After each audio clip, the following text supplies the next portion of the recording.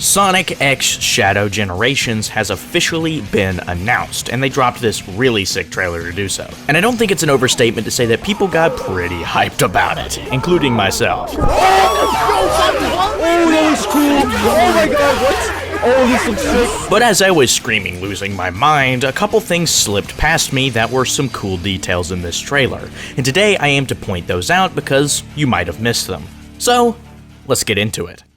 The first thing I noticed is pretty interesting, and it's right off the bat. In the first shot of gameplay, you look and you see the planet, because of course this is the Ark, and I thought for a second, that seems a little familiar.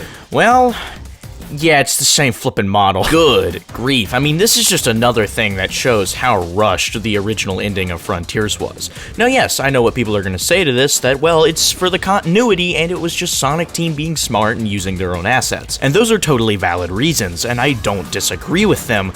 But I think the real reason they decided to yoink this planet from their other project is because they didn't have time to do anything else. So I'm not going to linger on that one too long, but I just thought it was really interesting. The fact that they were using the same asset just proves how little time they had to whip the ending of Frontiers together. Another cool detail I'd like to point out, this isn't exactly something crazy, but in this shot you can see that all the lights inside of the Ark are this cyan blue color. In SA2 and Shadow the Hedgehog, it has a more purple tint, which I just think is interesting. There's a bit of a design change. It's nothing crazy or anything, but I like the color change, and I think the blue gives it more of a proper space theme.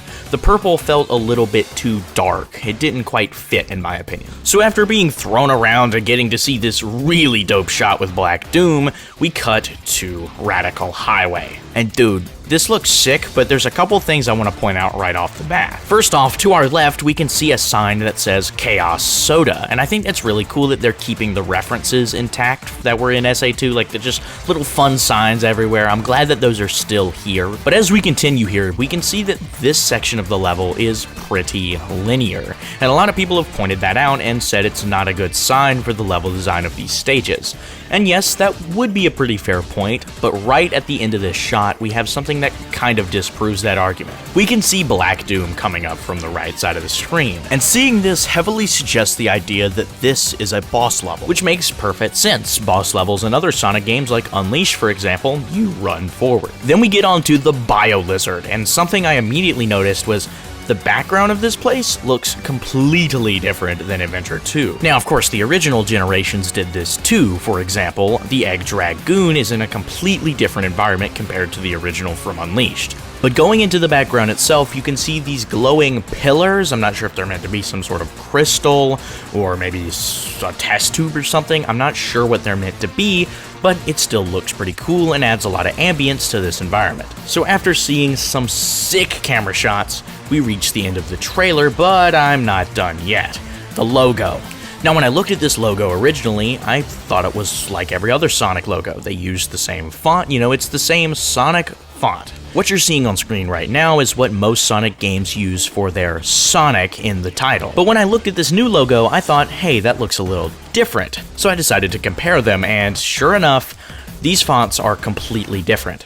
So after saying all that, I do realize that literally no one cares about that information. It doesn't affect the game at all, and I pointed out the difference between a font. What does that have to do with anything? And so, there we have it. Those are the things that I could notice from this new trailer we just got. If there's anything about this trailer you noticed that I didn't mention in this video, please comment it down below because I'm interested to hear if there's anything I missed. So, there we have it. I hope you all enjoyed, have a good day, and goodbye.